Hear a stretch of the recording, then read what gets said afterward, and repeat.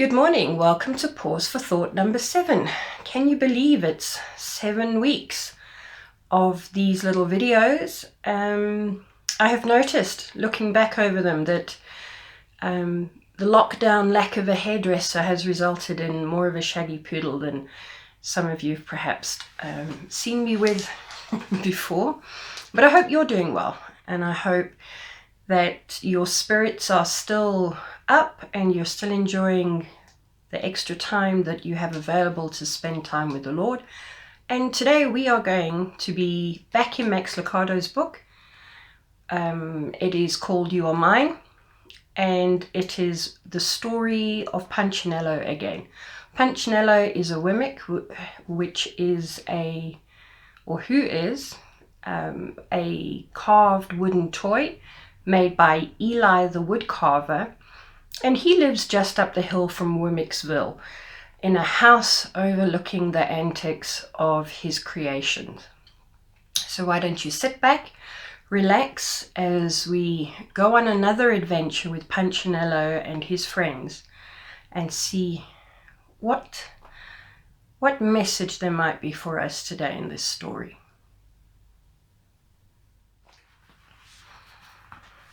Punchinello lived in Wimmicksville. Just like other Wimmicks, he was made of wood. Just like other Wimmicks, he was carved by Eli, the Wimmick maker. And just like the other Wimmicks, he sometimes did silly things. Like the time he began collecting boxes and balls. Things started getting crazy when a Wimmick named Tuck bought a new box. Others had boxes, but Tuck's box was brand new. Tuck loved his new box. He thought it was the best box in the village. It was brightly coloured and he was proud of it. Too proud, perhaps. He strutted up and down the street showing off his box.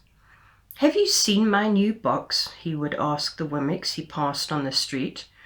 "Would you like to touch my new box?" Tuck marched right up to Punchinello. "Don't you wish you had a new box?" he teased. Punchinello thought Tuck's box was beautiful, and he began to wish for a box of his own. Tuck kept showing off his box, thinking he was better than the other Wimmicks just because he had a new box. Nip, another Wimmick, disagreed. "My box is just as good as Tuck's," he said, as he showed off his box to Wimmicks on the other side of the street. Nip's box was not new, but it was a bit bigger and a bit brighter and a bit more than Tuck could take. Tuck got very quiet and gave Nip a mad look. Then he had an idea. He stepped into a store and bought a ball. Now he had more things than Nip. He had a box and a ball. Nip frowned at Tuck's ball. Nip could do better than that. He bought 2 balls. With a smile on his face, 2 balls and a box in his hands, he marched over to Tuck and smirked. "Now I have more than you." Before he knew it, Tuck was in the store buying another box. Then Nip ran to buy another ball. Then Tuck bought a ball, and Nip bought a box.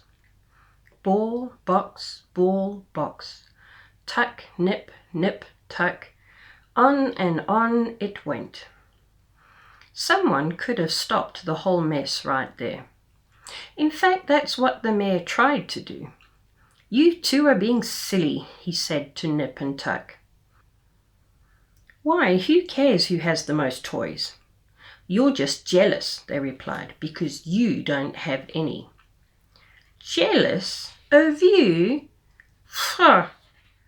But within a few moments the mayor had run off into the store to buy an armful of boxes and balls. Other Wimmicks began to join in. The butcher, the baker, the cabinet maker, the doctor from up the street and the dentist from down the street. Before long, every Wimmick wanted to be the one with the most balls and boxes. Some boxes were big and some were bright. Some balls were heavy and some were light. Tall people carried them, small people carried them. Everybody carried them. And everybody thought the same thoughts. Good Wimmicks have a lot. Not so good Wimmicks have little. When a Wimmick walked down the centre of Wimmicksville with a stack of balls and boxes higher than his head, people stopped. Now there goes a good Wimmick, they would say. But when a Wimmick passed by with only one ball or one box, the others would shake their heads and think, maybe even whisper, "Poor Wimmick, poor Wimmick." Of course, Punchinello didn't want to be called a poor Wimmick, so he decided to get as many boxes and balls as he could. He searched through his closet and found one little ball. He dug into his pocket and found enough money for one small box. "I know what I'll do," he declared. "I'll sell my books to get more money and to buy more boxes and balls." So he did. He bought a blue and green box with clouds painted on the sides, but still he wanted more. "I'll work nights to get extra money," he told himself. So he did, and bought a ball. And since he was working nights, he didn't need his bed, so he decided, "I'll sell my bed." And he did just that, to buy 2 more balls. Soon Punchinello had an armful, but other Wimmicks had more. Some of them had so many boxes and balls, they actually had trouble walking. "It's hard keeping up with all my boxes and balls," they would said, acting like they were complaining. But really they were bragging. Punchinello wanted to be like these Wimmicks. So he sold more stuff and he worked more hours. His eyes were tired from not getting any sleep. His arms were tired from carrying toys. He couldn't remember when he last sat down to rest. And worst of all, his friends couldn't remember when Punchinello last came to play. "We haven't seen you for a long time," his friend Lucia said to him one day. "Why don't you come and play again?" asked his buddy Splint. Not everybody cared about boxes and balls. Punchinello's friends didn't. But Punchinello cared more about having boxes and balls than he cared about having friends. "I've got work to do," he would tell them, and his friends would sigh. Punchinello didn't care. He only cared what the other box and ball people thought. And no matter what he did, he couldn't buy enough things to get their attention. Finally, he had an idea. "I'll sell my house," he decided. "That's crazy," cried Lucia. "Where will you live?" asked Splint. Punchinello didn't know, but he didn't care. All he could think about was the boxes and balls he would have with all that money. So he sold his house and bought boxes and boxes and boxes and balls and balls and more balls. He carried so many toys he couldn't see where he was going.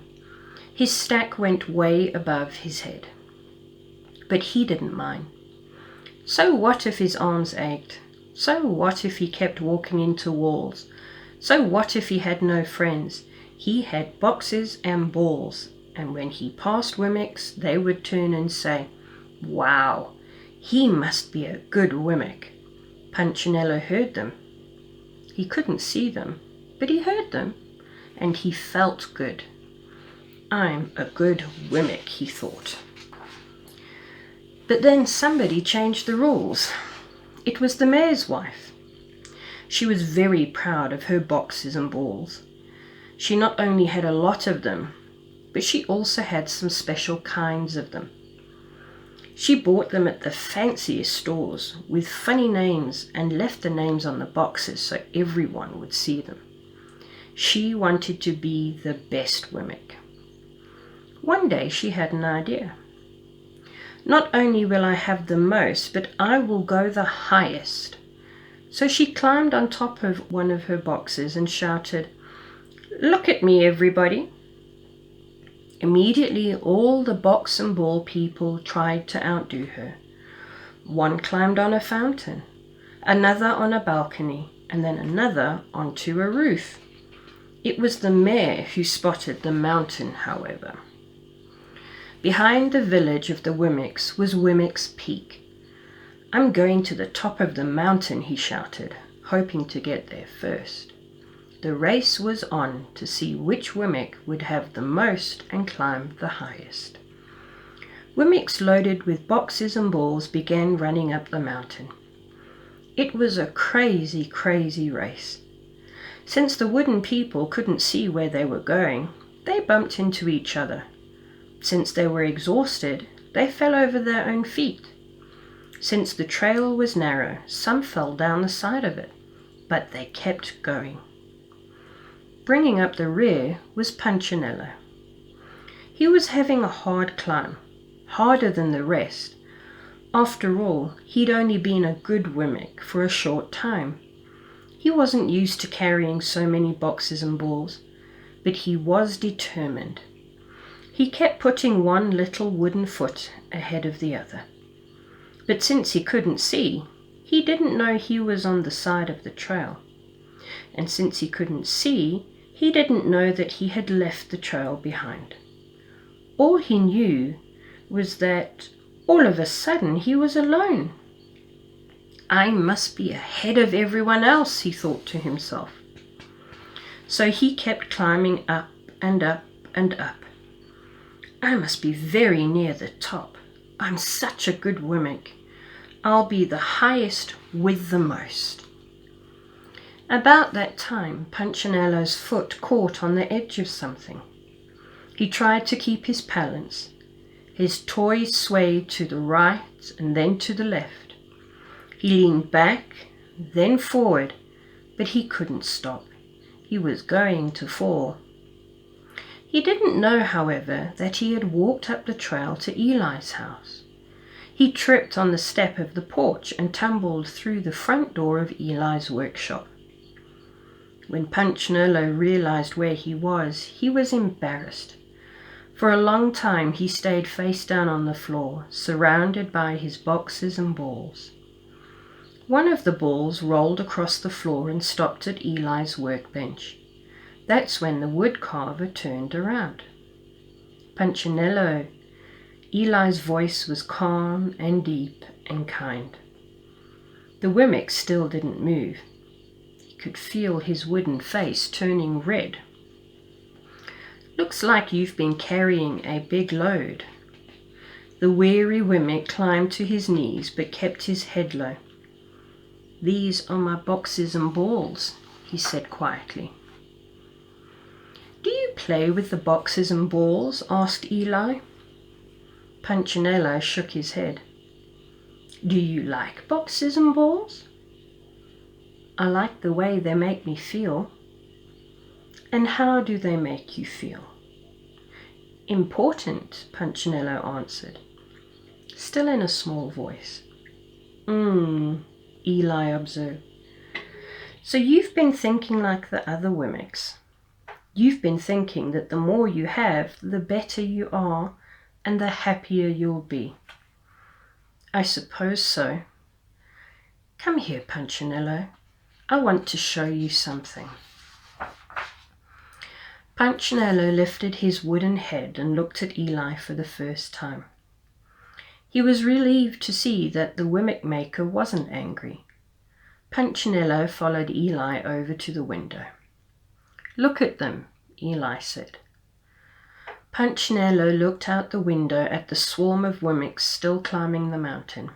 They were tumbling, stumbling, fighting each other, even elbowing each other to get ahead. "Do they look happy?" Eli asked. Punchinello shook his head. Do they look important? Not at all, Punchinello said, noticing the mayor and his wife. The mare was on the ground and she was stepping on his back. She had a box on her head and he had a ball in his mouth. Do you think I created Wemmicks to act that way? Asked Eli. No. Punchinello felt a big hand on his shoulder. Do you know how much your boxes and balls cost you? My books, my bed, my money and my house. My little friend, they cost you much more than that. Punchinello was trying to remember what else he'd sold when Eli continued. They cost you happiness. You haven't been happy, have you? Punchinello paused. No. They cost you friends. And most of all, they cost you trust. You didn't trust me to make you happy. You trusted these boxes and balls. Punchinello looked at the pile of toys. All of a sudden, they didn't seem so valuable. I kind of messed up. That's okay, Eli replied. You're still special. Punchinello ducked his head and smiled. You're special not because of what you have. You're special because of who you are. You are mine. I love you. Don't forget that, little friend. I won't, Punchinello smiled. Then he paused and asked, Eli? Yes? What should I do with these boxes and balls? Perhaps you should give them to someone who really needs them. Punchinello turned to leave but stopped again. Eli? Yes? I don't have a place to sleep. Eli smiled and offered, Would you like to sleep here tonight? I sure would. I'm very tired. And so that night Punchinello slept on a bed of wood shavings. He slept well. It felt good to be in the house of his maker.